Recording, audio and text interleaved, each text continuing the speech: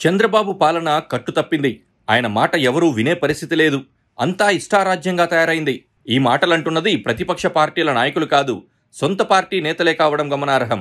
గతంలో ఎప్పుడు చూడని విధంగా ఆంధ్రప్రదేశ్లో వ్యవస్థలు నిర్వీర్యమయ్యాయి. ప్రజాప్రతినిధులు చట్టాన్ని చేతుల్లోకి తీసుకుని ఇష్టానుసారంగా దోచుకుంటున్నారు. గుంటూరు జిల్లా పొన్నూరు ఎమ్మెల్యే ధూళిపాళ్ల నరేంద్ర రియల్టర్లను బెంబేలెత్తించేలా కమిషన్లకు, దోపిడీలకు పాల్పడుతున్నారని టీడీపీ అనుకూల, వ్యతిరేక మీడియా వ్యతిరేక కథనాలు రాస్తోంది.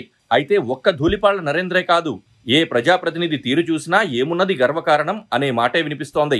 ఆంధ్రప్రదేశ్లో ఏ అసెంబ్లీ నియోజకవర్గమైనా తీసుకోండి, పొన్నూరు దందా కథలే జనం చెబుతారు. అనంతపురం జిల్లాలోని మారుమూల నియోజకవర్గం మొదలుకొని శ్రీకాకుళంలోని ఏ నియోజకవర్గం తీసుకున్నా అక్కడి ఎమ్మెల్యే లేదా మంత్రి దందా గురించి విస్తుగొలిపే అంశాలు చెబుతారు. విని తట్టుకునే శక్తి మనకుండాలంతే.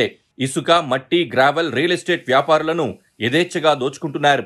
వెంచర్లు వేయాలంటే ఎకరాకు 10 లక్షల రూపాయలు ఎమ్మెల్యేలకు ఇవ్వాలనే నిబంధన రాష్ట్ర వ్యాప్తంగా అనధికారికంగా ఒక రేట్ ఖరారైంది.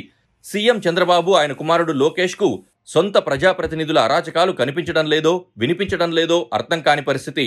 ఈ మాట ఎందుకు అనాల్సి వస్తోందంటే ఎక్కడా అడ్డుకట్ట వేసే పరిస్థితి లేనేలేదు. ఇలాగైతే మళ్లీ అధికారంలోకి ఎలా వస్తామనుకుంటున్నారో ప్రభుత్వ పెద్దలకే తెలియాలి. గతంలో వైసీపీ పాలనే నయమనే పరిస్థితి ఉందంటే ఏ స్థాయిలో దందాలు, దోపిడీలు సాగుతున్నాయో అర్థం చేసుకోవచ్చు. ప్రభుత్వ అనుకూల మీడియాలో ఏవైనా వ్యతిరేక కథనాలు వస్తే సీఎం సీరియస్ లాంటి వార్తలు ఆ మధ్యొచ్చేవి. ఇప్పుడు అవి కూడా లేవు. రాష్ట్రంలో చాలా తక్కువ నియోజకవర్గాల్లో మాత్రమే ప్రజాప్రతినిధుల వేధింపులు లేవు అనే మాట వినిపిస్తోంది. లిక్కర్, జూదం విచ్చలవిడయ్యాయి.